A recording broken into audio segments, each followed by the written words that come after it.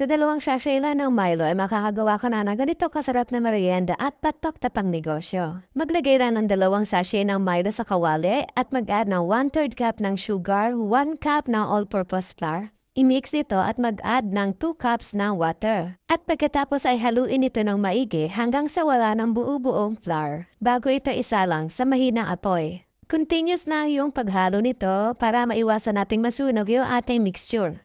At kapag ganito na yung ating mixture, ay mag-add tayo rito ng 1 tablespoon ng margarine or 1 tablespoon ng butter. I-off na natin yung ating kalan kapag ganito na yung ating mixture. Isalin sa isang lalagyan at palamigin ito. Kagamit tayo rito ng large lumpia at hahatiin natin ito sa 2 para mas marami tayong magawa.